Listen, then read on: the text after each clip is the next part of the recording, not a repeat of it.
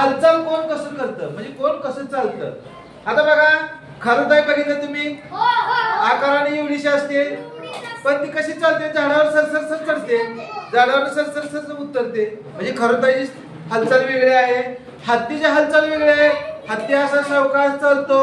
हत्ती कसा चालतो, सावकाश चालतो. बेडूक कसा चालतो, बेडूक उड्या मारत चालतो. म्हणजे प्रत्येक प्राण्याची हालचाल वेगळी आहे. कोण भरभर चालतो, कोण झाडावर चढतो, कोण सावकाश चालतो, कोण उड्या मारत चालतो, कोण असा सरपटत चालतो. कोण चालतं सरपटत, साप चालतात. कोण चालतं, साप चालतात. आता बेडूक उड्या मारत का चालतो, तर बेडकाचे मागले जे पाय असतात ते लांब असतात आणि पुढचे पाय त्याचे कमी लांबीचे असतात. त्यामुळे मागले पाय लांब केलं आणि पुढचे पाय कमी लांबीचे असल्यामुळे त्यामुळे बेडूक लांब उडी मारू शकतो.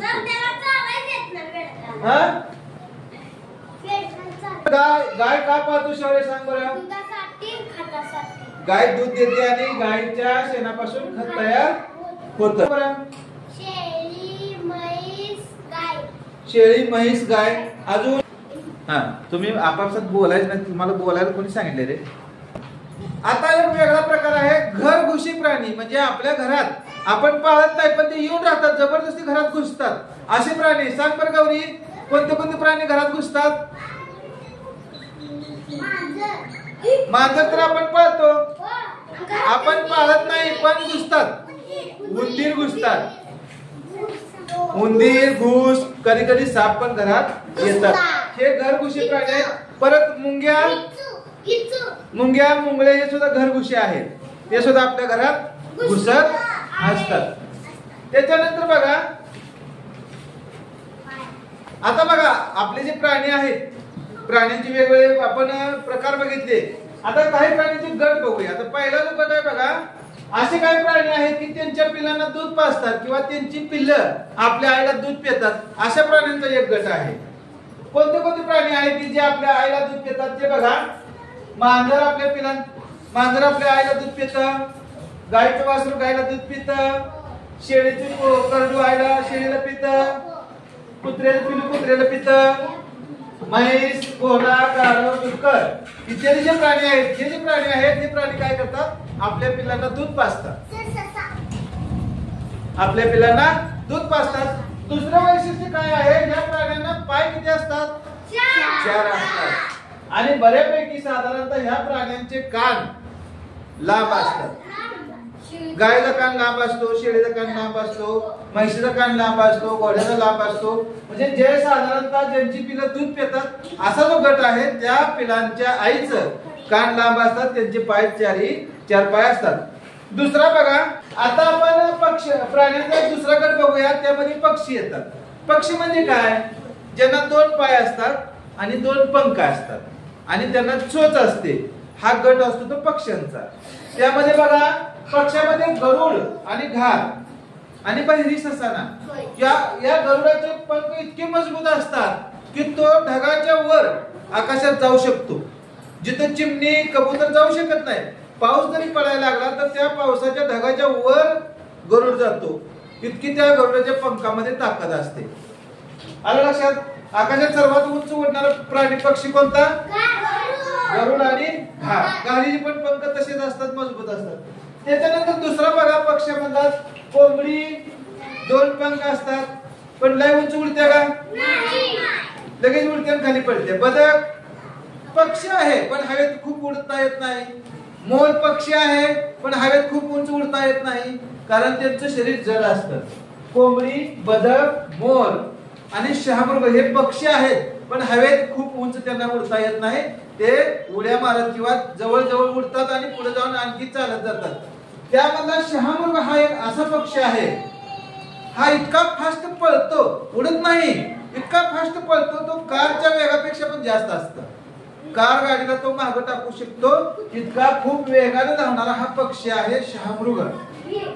हा, त्याच्या बघा, आपण पाण्यात राहणारे काही प्राणी, पाण्यात राहणारे प्राणी बघूया. त्यापैकी मासा बघूया. मासा तर सगळ्यांनी बघितलेला आहे, पण या माशाला जे वेगवेगळे अवयव असतात, जसे आपल्याला डोकं, हात, पाय, डोळे, नाक अवयव आहेत, तसे माशाला पण काय अवयव आहेत ते बघूया.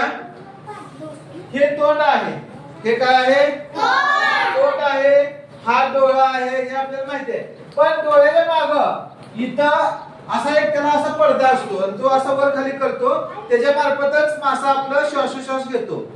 त्याला काय म्हणायचे? कल्ले म्हणायचे. काय म्हणायचं? तुम्ही जर मासा कधी अंडा बघितला तर असं त्याचं तोंड असं केलं तर इथं तुम्हाला असं उलगडल्यासारखं दिसतं आणि लाल भाग दिसतो, तो कल्ला असतो. हे वर आणि खाली, वर आणि खाली आणि इथं हे दोन, त्याला पर म्हणतात. त्याला काय म्हणतात? हे पर आहेत. हे काय काम करतात? तर हे पोहण्यासाठी मदत करतात माशाला. हे हलतं, हे हलतं, शेपटी हलते, मग त्यामुळे मासा पोहू शकतो. म्हणजे या पराचा उपयोग काय आहे? पोहण्यासाठी. आणि हे माशाच्या अंगावर जे असं गोल गोल अर्ध गोल जे असतं त्याला खवले म्हणतात. काय म्हणतात? खवले.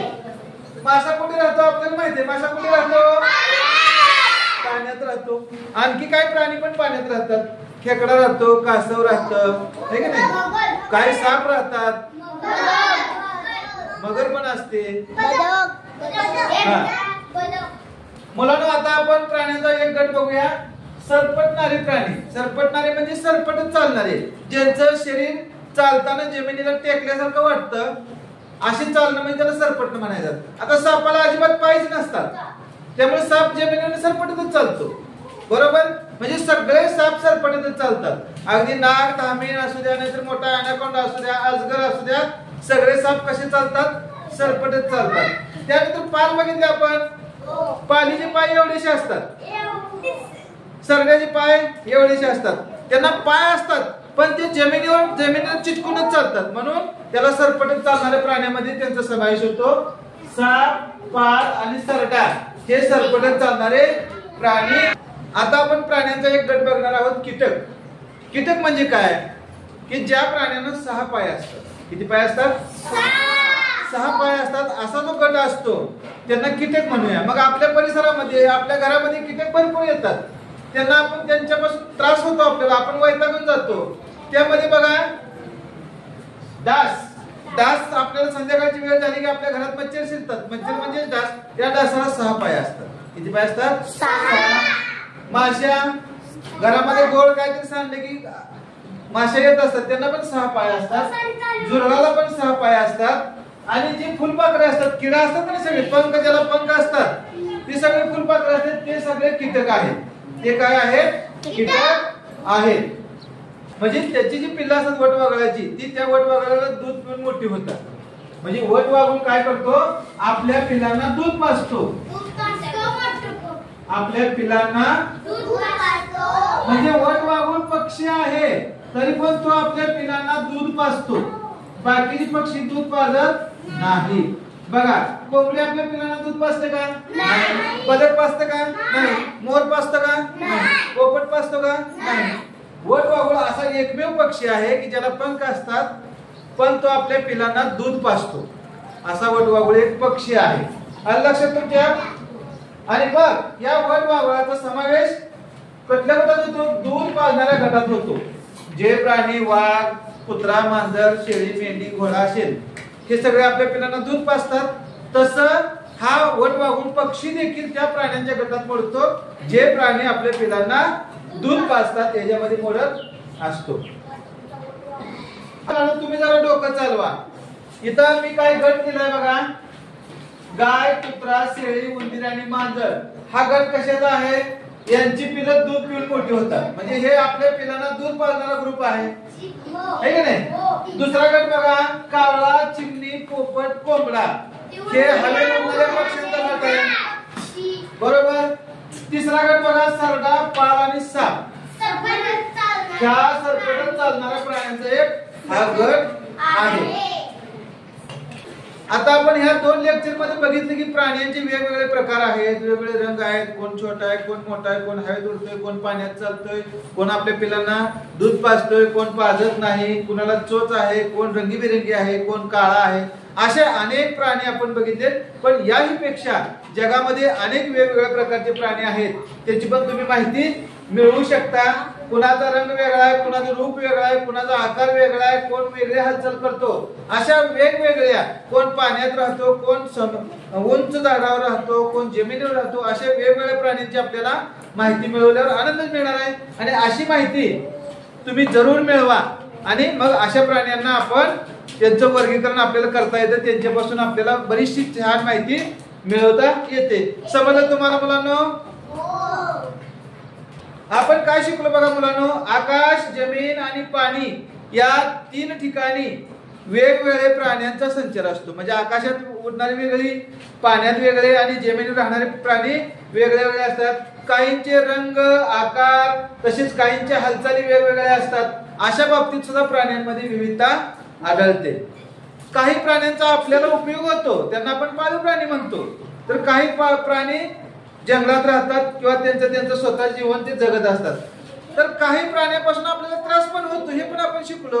जसं माश्या, झुरळ, मच्छर, उंदीर, घुस, हे घुसघुसे घरघुसे प्राणी आहेत. यांच्यापासून आपल्याला त्रास पण होतो आणि त्यानुसार आपल्याला असे अनेक प्राण्यांचे वेगवेगळे गट बघायला मिळतात. एक नेहमी लक्षात ठेवा मुलांनो, विविधता म्हणजे वेगवेगळेपणा हा निसर्गाचा नियम आहे. निसर्गामध्ये खूप वेगवेगळेपणा आहे.